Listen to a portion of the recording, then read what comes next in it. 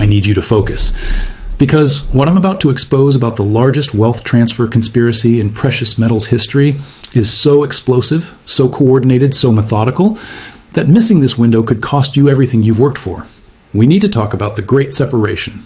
And I need you locked in for the next 15 minutes, because by the time I'm done, you're going to understand exactly why the banking cartel is desperate to erase silver from the monetary system before the masses wake up. Ladies and gentlemen, Asian guy here.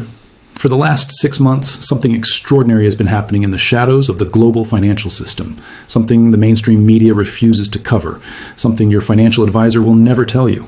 The world's central banks are making a choice, a binary choice, a fork in the road of monetary history. And that choice is this: gold is in, silver is out. Let me be crystal clear about what's happening right now. Central banks purchased over 1,000 metric tons of gold for the third consecutive year in 2024. That's not normal, that's unprecedented. Poland led with acquisitions of over 67 tons in the first half of 2025 alone, while Azerbaijan added 34.5 tons. The Czech Republic, India, Kazakhstan, even small nations like Ghana and Jordan, they're all buying, they're all stacking, they're all preparing. But here's what they're not buying: silver, not one single ounce. According to IMF guidelines, silver bullion, diamonds, and other precious metals are explicitly not classified as reserve assets. Do you understand what that means? Silver has been bureaucratically excommunicated from the monetary system. It has been declared a good, not money, an industrial commodity, a piece of corn, a lump of lead. While gold ascends to the throne, silver has been cast into the gutter. And this isn't accidental. This is a coordinated demonetization campaign designed to strip silver of its 5,000-year monetary heritage before the public realizes what's being stolen from them. Let me show you the evidence. Let me expose the mechanism, and then let me explain why this is the greatest arbitrage opportunity of your lifetime. The Basel III coronation, gold becomes king. To understand the plot against silver, you first have to understand what just happened to gold. You have to see the regulatory coup that just crowned gold as the undisputed king of the monetary system. We're talking about Basel III. Now, to most people, Basel III sounds like boring banking jargon. It sounds like something that only matters to guys in suits drinking espresso in Switzerland. But Basel III is the rulebook. It's the constitution of the global banking system. And in July 2025, that rulebook was rewritten in gold's favor. Here's what changed. Starting July 1st, 2025, allocated physical gold was officially elevated to Tier 1 high-quality liquid asset status under Basel III regulations, allowing banks to count physical gold at 100% of its market value toward their core capital reserves. Do you understand the magnitude of that? Gold is now treated exactly the same as cash, exactly the same as U.S. Treasury bonds. It is no longer a nice-to-have hedge. It is a core banking asset. It is money.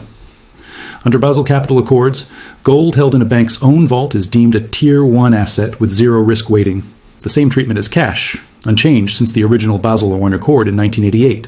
But the July 2025 implementation took this further by formally recognizing it as a high-quality liquid asset for liquidity coverage purposes. Banks can now use gold to meet their emergency liquidity requirements. They can use it to survive financial crises. They can use it to prove they're solvent. This is not theoretical.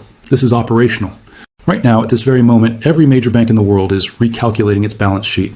They're looking at their gold holdings and realizing this is now Tier 1 capital. This counts. This is real money. And silver doesn't even make the list. Silver is UNT Tier 1. It is ENT Tier 2. It is ENT Tier 3. Silver is explicitly excluded from reserve asset classification by IMF standards. It doesn't count. It's not on the board. It's been erased from the game entirely. Now, pause for a second. Ask yourself the detective question again. Cui bono. Who benefits from this binary split? Who wins when gold is elevated to Tier 1 status while silver is left to rot in the industrial metals category alongside zinc and aluminum? The central banks win. The bullion banks win. The governments with massive gold reserves win. The United States holds 8,133 tons of gold. Germany holds 3,350 tons. Italy, France, Russia, they all hold thousands of tons. These nations have just seen their reserves revalued as Tier 1 liquid capital. They've effectively been handed a monetary nuclear weapon, but the nations that held silver, the investors who stacked silver, the people who believed in bimetallism, they got nothing. No upgrade, no recognition, no seat at the table. Silver has been bureaucratically annihilated, and this was done on purpose. Silver's historical erasure. Let me take you back in time. Let me remind you of something the system desperately wants you to forget. For 5,000 years, silver was money. Not a commodity, not an industrial input. Money. Real, circulating, accepted everywhere money. The Roman denarius was silver. The Spanish dollar that financed global trade for 300 years was silver. The US dollar itself was defined by the Coinage Act of 1792 as 371.25 grains of pure silver. When your great-great-grandfather walked into a store with a silver coin, that was money. Not because the government said so, but because 5,000 years of human civilization had agreed. Silver is liquid wealth. But then something changed. In 1873, the U.S. Congress passed the Fourth Coinage Act, which demonetized silver and put America on a pure gold standard. This event became known as the Crime of 1873. It triggered a 20-year depression. It destroyed farmers. It concentrated wealth into the hands of East Coast bankers. And it began the process of erasing silver from the monetary system. Then came 1971. Nixon closed the gold window. But while everyone remembers that gold became unlinked from the dollar, what they forget is that silver had already been exiled decades earlier. Following the crime of 1873 and Nixon ending the Bretton Woods Agreement in 1971, central banks systematically eliminated silver from their reserves. By the 1980s, silver had been completely purged from official reserve holdings worldwide. The U.S. Strategic Silver Stockpile, established in 1968 with 165 million ounces, was completely depleted by 2002 after being used to suppress prices during the Hunt brothers' attempted market corner in 1980. The government sold every single ounce, and they never bought it back. Do you see the pattern? Do you see the deliberate, methodical removal of silver from the monetary system? This wasn't natural. This wasn't market-driven. This was policy. This was a decision made in boardrooms and central bank meetings to erase silver's monetary status and trap all monetary demand into gold alone. And now, with Basel III, they've completed the job. Gold is Tier 1. Silver is a good. The Great Separation is official. The central bank buying spree. Gold's comeback. Now let me show you what happens when you make an asset Tier 1. Let me show you the feeding frenzy that occurs when the world's most powerful institutions are given incentive to buy something. Central bank gold demand topped 1,000 tons for the third straight year in 2024, compared to an average of just 473 tons annually between 2010 and 2021. This is a structural shift. This is not profit-taking. This is not tactical allocation. This is panic buying. Poland's National Bank increased holdings by 90 tons in 2024, with Governor Adam Glapiński stating that gold now represents 21% of Poland's reserves, exceeding their initial 20% target. Poland is treating gold like a strategic weapon. They're building a fortress. And they're doing it because they understand that when the next crisis hits, gold will be the only currency that matters. In the first quarter of 2025, central banks added 244 tons to global gold reserves, with Poland, Azerbaijan, and Kazakhstan leading purchases. And this is just reported buying.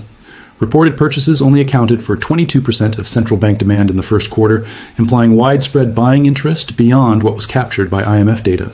You know what that means? It means that 78% of central bank gold buying is happening off the books. It's dark. It's unreported. China likely holds significantly more gold than publicly disclosed, possibly over 5,000 tons located in Beijing, more than twice what has been officially admitted. Why would they hide it? Why would central banks buy in secret? Because they don't want you to know. They don't want the market to panic. They don't want retail investors and sovereign wealth funds front-running their accumulation. They want to quietly drain every ounce from the vaults before the price explodes to $10,000, $20,000, $50,000 per ounce. And silver? Central banks are virtually absent from the silver market in 2024-2025, with one historic exception. Russia became the first nation to explicitly announce silver purchases for state reserves, allocating approximately $535 million over 3 years. One nation? One out of nearly 200 countries on Earth. India has reportedly added some silver. Saudi Arabia's central bank quietly acquired roughly $40 million worth of silver ETF shares in mid-2025. But these are drops in the ocean. These are rounding errors compared to the tsunami of gold buying. The central banks have made their choice. They've voted with their wallets. Gold is the future of monetary reserves. Silver has been left to die. Silver's bureaucratic prison. Now, let me show you the specific legal mechanism that is keeping silver locked out of the monetary system. Let me show you the bureaucratic cage they built around it, because this isn't just about preference. This isn't just about tradition. This is about rules, hard rules, written rules, IMF rules. According to IMF guidelines for reserve assets, silver bullion, diamonds, and other precious metals are explicitly not reserve assets and should not be recorded in the International Reserves Data Template. This is the official position. This is the law of the land for any nation that wants its reserves to count in the global financial system. If a central bank buys silver, it doesn't show up on their balance sheet as reserves. It doesn't count toward their liquidity coverage. It doesn't help them meet Basel III requirements. It's dead weight. It's a pet rock. While central banks can legally hold silver, it would not count toward a nation's official reserve totals, creating a bureaucratic roadblock. Now, think about the incentive structure this creates. If you're the head of a central bank and you have $100 billion to deploy, are you going to buy an asset that counts as Tier 1 reserves and helps you meet regulatory requirements? Or are you going to buy an asset that doesn't count, doesn't help, and makes your balance sheet look weaker? The answer is obvious. You buy gold, you stack gold. You hoard gold, and you ignore silver completely. This is the trap. This is the cage. And it's why silver has been stuck in a 40-year monetary prison while gold has ascended to the throne. But here's the thing they don't want you to realize. Here's the secret that could make you wealthy beyond imagination. This bureaucratic classification is not set in stone. It's not a law of physics. It's a policy decision. And policy decisions can change. Policy decisions do change, especially when the current system starts to collapse. The fragility of the gold-only system. Let me now explain why this gold-only monetary system is doomed to fail. Let me show you why the exclusion of silver creates a fragility that will eventually force the system to change. Because the central banks think they're being clever. They think they've secured their position by elevating gold to Tier 1 status. But what they've actually done is created a massive single point of failure. Here's the problem. There isn't enough gold. At year-end 2024, the total above-ground stock of gold was 216,265 tons, with central banks holding 37,155 tons. That sounds like a lot. But remember, central banks now hold more gold than U.S. treasuries in their reserves, and gold's share of global reserves climbed to about 18% in 2024. If every central bank in the world tried to reach even 30% gold backing, which was historically normal, there simply isn't enough gold in the world to accommodate that demand. But here's where silver comes in. Here's where the suppression breaks. Because while gold is scarce and expensive, silver is abundant and cheap. The silver market is 70 times smaller than the gold market in dollar terms, but there's far more silver available above ground than gold. Industrial consumption of silver reached a record 680.5 million ounces in 2024 and is projected to exceed 700 million ounces in 2025, driven by solar panel production at 232 million ounces with 20% annual growth. This means silver is being consumed, not hoarded. It's disappearing into solar panels and electronics and EVs where it can never be recovered. Meanwhile, global mine production remains flat at 900 million ounces annually, with 80% coming as a byproduct from lead, zinc, copper, and gold mining, meaning silver supply cannot easily respond to price signals. Do you see the setup? Do you see the trap the central banks have walked into? They've declared that only gold is money, but they can't get enough gold to back the system. And the one metal that could help them, silver, has been declared non-monetary and is being consumed into oblivion by industrial demand. When the crisis comes, and it will come, they will have no choice. They will be forced to reverse course. They will be forced to remonetize silver, not because they want to, but because they have to. A policy shift on the horizon. Now, let me show you the early warning signs. Let me show you the cracks in the narrative. Because despite the official policy of excluding silver, despite the IMF rules, despite the Basel III coronation of gold alone, there are whispers. There are moves. There are nations beginning to defect from the cartel. Russia's 2024 decision to include silver in state reserves represents the first crack in central banking's decades-long silver avoidance with the draft federal budget for 2025-2027, allocating 51.5 billion rubles, 538 million for precious metals, purchases explicitly including silver for the first time. Russia is the canary in the coal mine. Russia is the first domino. Russia was also the first to massively increase gold reserves after being sanctioned by the West. Russia's incentive for silver buying dates back to the $300 billion asset freeze by the Biden administration, which drove Moscow to diversify against weaponization of the US dollar, to the point where gold has grown to a total of approximately 40% of Russia's foreign reserves. If Russia succeeds with silver, if they prove that silver can function as a reserve asset, other nations will follow. Iran will follow. North Korea, Venezuela. Any nation that fears Western sanctions will look at Russia's playbook and say, we need silver too. We need a monetary asset that the IMF doesn't control. And once that happens, once 10 or 20 nations start officially holding silver reserves, the IMF rules will become irrelevant. A new parallel monetary system will emerge. A bimetallic system. A system where both gold and silver are recognized as money. According to precious metals analyst Mike Maloney, silver is reasserting itself as a monetary metal, with the expectation that, as systems break down, central banks will look to what has always worked: gold and silver. The historical precedent is clear. Bimetallism was the global standard for millennia. The gold-only system is the aberration, not the norm. Now, imagine you're sitting here in January 2026. Russia has announced silver buying. India has quietly added some. Saudi Arabia holds silver ETF positions. And you're watching the price of silver sitting at $80, $90, $100 per ounce.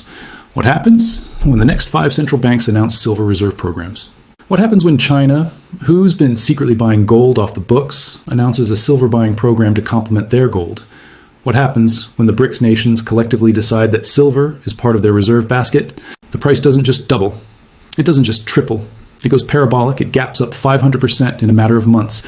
Because the market is tiny, the available supply is minuscule, and suddenly you have the largest buyers in the history of the world competing for every ounce. Silver's safety net. Now let me show you why silver has a built-in safety net that gold doesn't. Let me explain why, even if the monetary remonetization thesis is wrong, even if central banks never buy silver, you still win. Because unlike gold, which is primarily a monetary asset, silver has a massive industrial demand component that creates an absolute floor under the price. Over half of total silver demand now comes from industrial uses, with silver-backed ETFs seeing record inflows of about 95 million ounces of net additions in the first half of 2025, exceeding the total silver ETF inflows of the entire year 2024. This isn't speculation. This is structural consumption. Solar consumption of silver hit a new all-time high in 2024 and surged again in 2025, with solar alone expected to nearly double silver demand between 2020 and 2030. Every solar panel that gets installed consumes silver. Every electric vehicle that rolls off the assembly line consumes silver. EV-related silver demand jumped an estimated 20% in 2025, driven by growing use of sensors, high-voltage wiring, advanced connectors, and power management systems. And here's the kicker. By 2050, cumulative solar demand could equal 85-98% of today's known silver reserves. Think about that. In 25 years, the solar industry alone will have consumed nearly all of the silver that exists in the Earth's crust. And that doesn't even count electronics, EVs, 5G infrastructure, AI data centers, or any other use case. This means that even if silver never gets remonetized, even if the central banks stick to their gold-only policy forever, the industrial demand alone is enough to drive prices to $200, $300, $500 per ounce. Because you simply cannot build the green energy transition without silver. You cannot electrify transportation without silver. You cannot power the AI revolution without silver. Gold doesn't have this. Gold sits in vaults. It doesn't get consumed. It doesn't disappear. Silver is different. Silver is being used up. And once it's gone forever. The greatest arbitrage in history. Now let me show you the trade. Let me show you the opportunity that's staring you in the face right now. Because while the central banks are panic buying gold and ignoring silver, they've created the largest valuation dislocation in monetary history. We call it the gold to silver ratio. Right now, the gold to silver ratio sits at approximately 84:1. That means 1 ounce of gold can buy 84 ounces of silver. But historically, the gold-silver ratio averaged closer to 15:1 throughout most of human history, when both metals served alongside each other as money. Even if we use a more modern historical average of 51 or 61, silver is massively undervalued relative to gold. If gold is trading at $4,000 per ounce and the ratio reverts to 50.1, that means silver should be trading at $80 per ounce. If it reverts to 30.1, which happened as recently as 2011, silver should be at $130. But here's where it gets explosive. If silver gets remonetized, if it gets reclassified as a reserve asset, if central banks start buying it the way they're buying gold, the ratio could collapse to 15:1 or even 10:1. At 15:1, with gold at $4,000, silver would be $266. At 10:1, it would be $400. And if gold goes to $10,000 in the next crisis, which many analysts predict, and silver reclaims its 15:1 historical ratio, you're looking at $666 per ounce. That's an 800% return from today's prices. This is the arbitrage. This is the trade of the century. The central banks have artificially suppressed silver by excluding it from the monetary system. They've pushed all the demand into gold, but in doing so, they've created the largest spring-loaded opportunity in the history of precious metals. When the policy reverses, and it will reverse, silver won't just catch up to gold, it will overshoot. It will gap up faster and harder than gold ever could because the market is so much smaller and the supply is so much tighter. Position before the reversal. So what do? What's the play? How do you position yourself to benefit from this demonetization hoax and the inevitable reversal that's coming? First, you ignore the central bank propaganda, you ignore the IMF classifications, you ignore the Basel III rules that pretend silver doesn't exist. These are temporary policy decisions made by fallible institutions that have been wrong countless times before. Second, you recognize the pattern. Russia is buying silver, India is accumulating, Saudi Arabia is taking positions. These are the smart players. These are the ones who see what's coming. And they're not waiting for permission from the IMF to act.